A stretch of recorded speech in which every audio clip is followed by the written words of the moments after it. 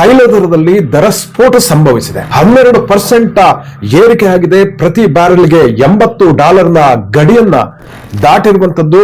So $77 ಆಸ್ಪಾಸ್ನಲ್ಲಿದ್ದ ತೈಲ ದರ ಇವತ್ತು ಪ್ರತಿ ಬ್ಯಾರೆಲ್ಗೆ $82 ಏರಿಕೆ ಆಗಿರುವಂತದ್ದು. ಹೀಗಾಗಿ ಇದು ಸಾಕಷ್ಟು ಪರಿಣಾಮ ಉಂಟು ಮಾಡಬಹುದು ಅಂತ ಹೇಳಲಾಗ್ತಾ ಇದೆ. ಕೆಲವೊಂದು ವರದಿಗಳ ಪ್ರಕಾರ ಕಚ್ಚಾ ತೈಲ ದರ ಪ್ರತಿ ಬ್ಯಾರೆಲ್ಗೆ $100 ಏರಿಕೆ ಆಗುವಂತ ಚಾನ್ಸಸ್ ಇದೆ. ಹಾಗಾಗಿ ಒಂದು ವೇಳೆ $100 ಕಚ್ಚಾ ತೈಲ ದರ ಏರಿಕೆ ಆದ್ರೆ ಭಾರತದ ಮೇಲೆ ತೀವ್ರವಾದಂತಹ ಪರಿಣಾಮವನ್ನು ಬೀರಲಿದೆ. ಯಾಕಂದ್ರೆ ಭಾರತ ತನ್ನ ಬಹುಪಾಲು ಕಚ್ಚಾ ತೈಲವನ್ನ ಇಂಪೋರ್ಟ್ ಮಾಡ್ಕೊಳ್ತಾ ಇದೆ, ಅದು ಬೇರೆ ಬೇರೆ ದೇಶಗಳಿಂದ. ಸೊ ಈ ಹಿಂದೆ ಸೌದಿ ಅರೇಬಿಯಾದಿಂದ ಸಾಕಷ್ಟು ಇಂಪೋರ್ಟ್ ಮಾಡ್ತಾ ಇದೆ. ಅದೇ ರೀತಿ ರಷ್ಯಾದಿಂದ, ವೆನಿಜುವಲಾದಿಂದ, ಇರಾನ್ನಿಂದ, ಹೀಗೆ ಬೇರೆ ಬೇರೆ ಮೂಲಗಳಿಂದ ಅಮೆರಿಕದಲ್ಲೂ ಕೂಡ ಸಾಕಷ್ಟು ಸಾರಿ ಭಾರತ ತೈಲವನ್ನ ಆಮದು ಮಾಡ್ಕೊಳ್ತಾ ಇದೆ. ಸುಮಾರು 40ಕ್ಕೂ ಹೆಚ್ಚು ರಾಷ್ಟ್ರಗಳಿಂದ ಭಾರತ ಕಚ್ಚಾ ತೈಲವನ್ನ ಇಂಪೋರ್ಟ್ ಮಾಡ್ತಾ ಇದೆ. ಹಾಗಾಗಿ ಕಚ್ಚಾ ತೈಲದ ಸೋರ್ಸ್ಗೆ ಏನು ತೊಂದರೆ ಆಗೋದಿಲ್ಲ. ಆದ್ರೆ ಭಾರತಕ್ಕೆ ಸಮಸ್ಯೆ ಏನಾಗಿದೆ ಅಂದ್ರೆ ಇಂಟರ್ನ್ಯಾಷನಲ್ ಪ್ರೈಸ್ ಪ್ರತಿ ಬ್ಯಾರೆಲ್ಗೆ $100 ಗಡಿಯನ್ನು ದಾಟಿದ್ರೆ ಭಾರತಕ್ಕೆ ತೊಂದರೆ ಆಗುತ್ತೆ. ಯಾಕಂದ್ರೆ ಕಾಸ್ಟ್ ಜಾಸ್ತಿ ಆಗುತ್ತೆ. ಕಚ್ಚಾ ತೈಲದ ದರ ಜಾಸ್ತಿ ಆದ್ರೆ ಅದರ ಆಮದು ಮಾಡಿಕೊಳ್ಳುವಂತ ವೆಚ್ಚ ಜಾಸ್ತಿ ಆಗುತ್ತೆ.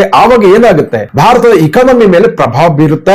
ಭಾರತದಲ್ಲಿ ಹಣದುಬ್ಬರ ಏರಿಕೆ ಆಗುತ್ತೆ. ಪ್ರತಿಯೊಂದು ವಸ್ತುಗಳ ಮತ್ತು ಸೇವೆಗಳ ದರದಲ್ಲಿ ಏರಿಕೆ ಆಗುತ್ತೆ. ಲಾಜಿಸ್ಟಿಕ್ ಕಾಸ್ಟ್ ಏರಿಕೆ ಆಗುತ್ತೆ. ಸೊ ಈ ರೀತಿಯ ಸಮಸ್ಯೆಗಳನ್ನ ಭಾರತ ನಿಭಾಯಿಸಬೇಕಾಗತ್ತೆ.